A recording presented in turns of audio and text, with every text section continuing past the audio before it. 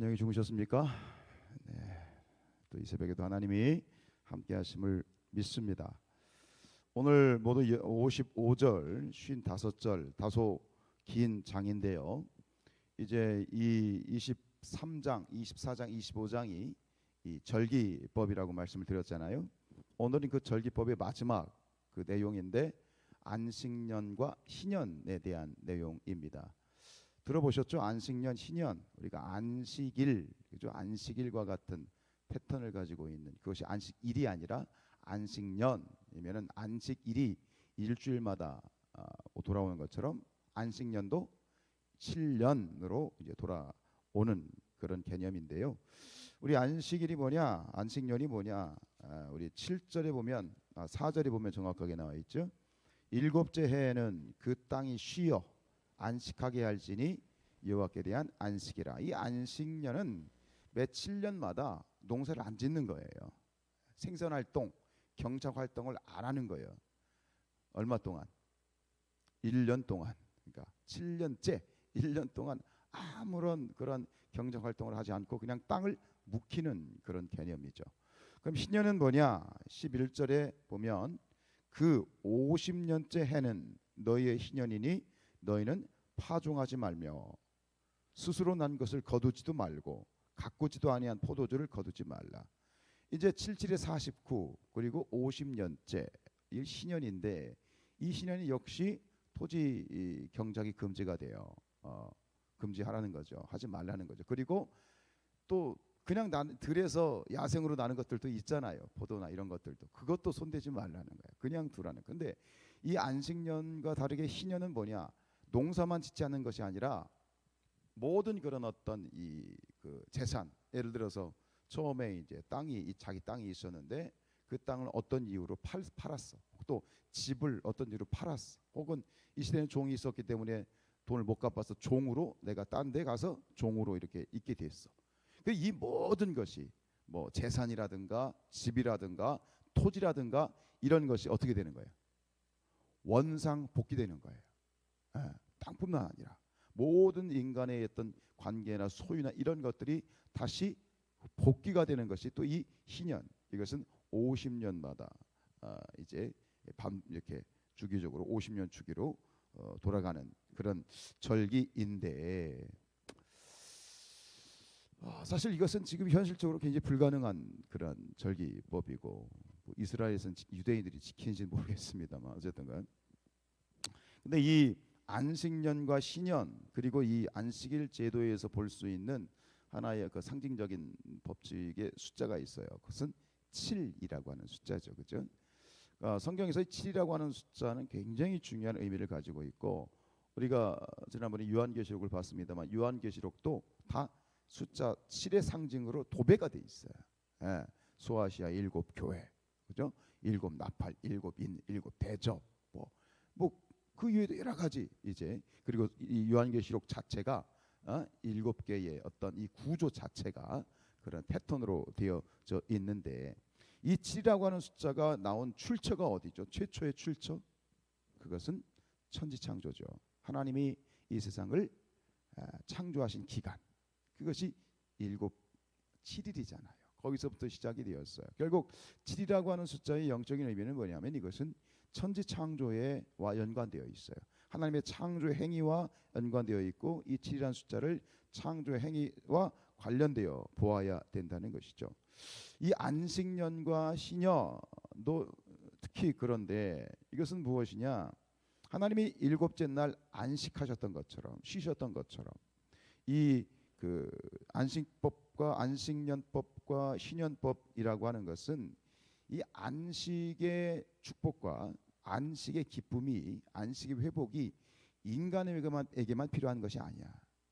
인간과 더불어서 이 자연 피조 세계 자연에게도 필요하고 그리고 이 자연 세계도 그 안식을 누려야 된다는 의미를 가지고 있어요. 창조 질서, 창조 세계.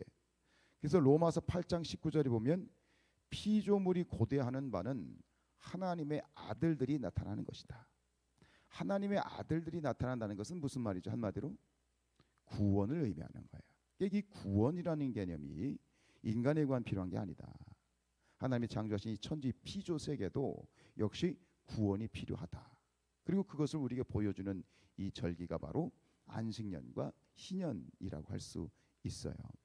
여러분, 하나님께서 이 세상 천지 만물을 창조하실 때 기록을 담고 있는 창세기에 보면 이렇게 되어 있죠. 창세기 1장 26절에 보면 하나님이 이르시되 우리의 형상을 따라 우리의 모양대로 우리가 사람을 만들고 그들로 바다의 물고기와 하늘의 새와 가축과 온 땅과 땅에 기는 모든 것을 어떻게 하자 하시고 다스리게 하자 하시고.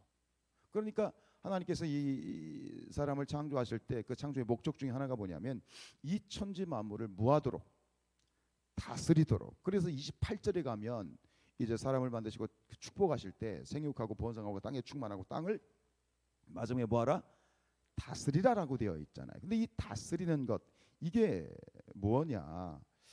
실로 하나님께서는 당신의 형상대로 인간을 만물의 영장으로 창조하셨어요.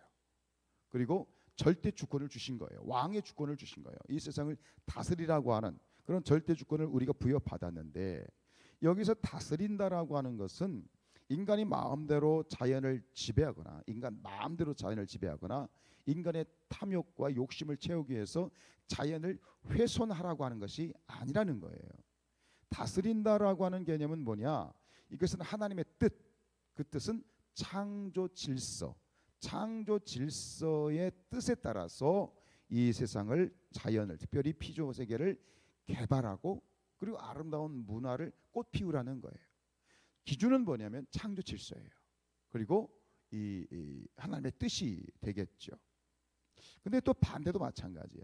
우리가 이 자연 피조 세계를 다스리라고 하는데 거꾸로 어떤 사람들은, 우매한 사람들은 그 다스리라고 하는 피조 세계를 어떻게 하죠? 섬기죠. 우상으로 섬기죠. 그것도 말도 안 되는 거예요. 자연, 나무, 돌, 바다, 산을 섬긴다? 이것은 엄연히 창조의 하나님의 뜻과 정면 배치가 되는 거예요. 다스리라고 그랬지 왜 그걸 우상으로 섬기느냐? 이건 말도 안 되죠, 그죠? 어쨌든 하나님께서는 이 다스림에 대해서, 하나님 우리가 밭을 잘 농사꾼들이 경작하는 것처럼, 그래서 이 다스린다는 개념을 히브리어의 원어로 보면 이거는 경작한다는 뜻이에요. 토지를 잘, 작물을 경작하는 것처럼 이 세상을 경작하라라고 하는 것이 이 세계고, 그러므로 말미암아 이 하나님이 만드신 세계가 아름답게 돌아가고 그 유익은 고스란히 누구에게 오는 거예요?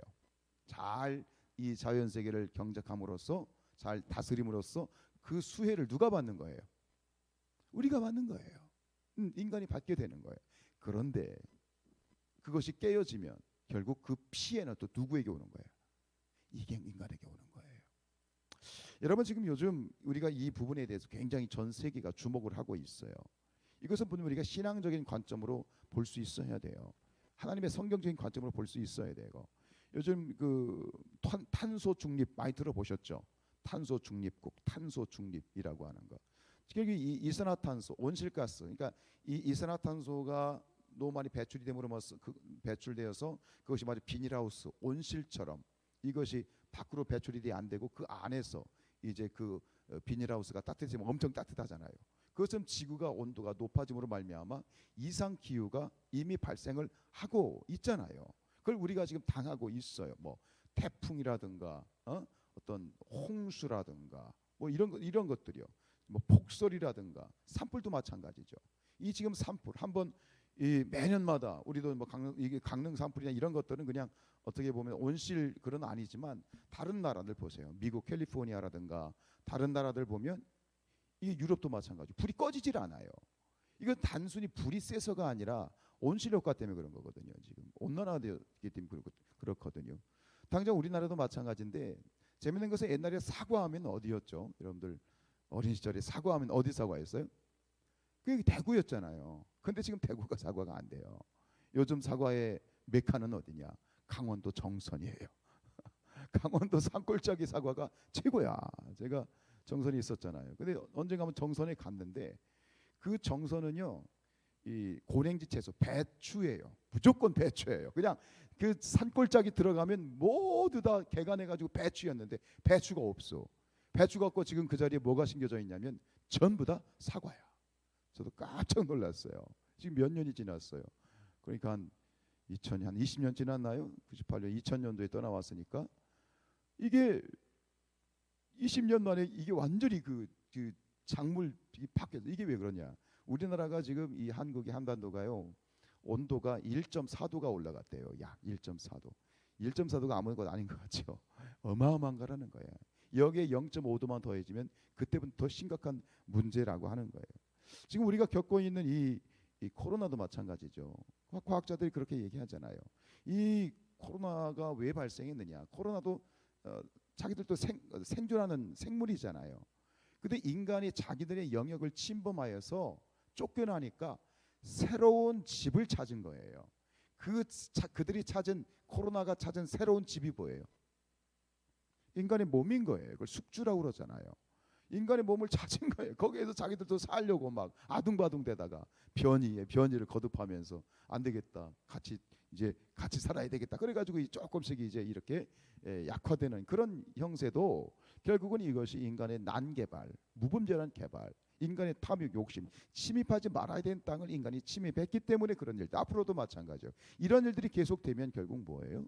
결국 더 큰 바이러스가 오는 것은 자명한 결과일 수 있는 것이죠. 지금 우리는 이 하나님이 우리에게 주신 이 피조 세계는 선물이죠.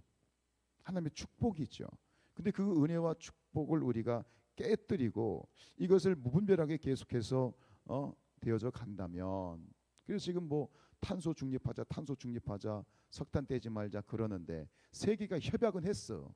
응? 도쿄 뭐 일본 어디에서 했대요. 했는데 이 강대국들이 그걸 지켜요, 안 지켜요? 안 지켜요. 말은 해놓고 하자 해놓고 안 지켜요. 결국 인간의 탐욕이고 욕심이고 죄죠. 결국 우리가 신앙인으로서, 그리스도인으로서 우리가 뭐 애쓰고 노력하고 뭐 어느 정도 할 수 있을지 모르겠지만 실질적인 어떤 방법은 이미 굉장히 이 선을 많이 넘어 있지만, 그러나 우리가 기도하고 또 우리의 작은 노력을 해야 될 건 뭐냐면 이 피조 세계를 지키는 것, 이 피조 세계에도 안식이 필요하다는 거예요. 그리고 그 세계가, 이 피조 자연 세계가 안식을 누려야 된다는 거예요. 그래야만 하나님의 창조 질서가 깨어지지 않고 평안할 수 있다라고 하는 이 의식과 관점을 우리가 갖는 것, 이것은 하나님의 뜻이고 하나님이 우리에게 요구하시는 부분이라고 생각해요. 우리가 기도할 때 이 세상의 천지 만물을 위해서, 자연 세계를 위해서, 창조 질서를 위해서 또 기도할 수 있는 그런 우리 사랑하는 성산의 가족들 되시기를 주님의 이름으로 축복합니다. 기도하시겠습니다.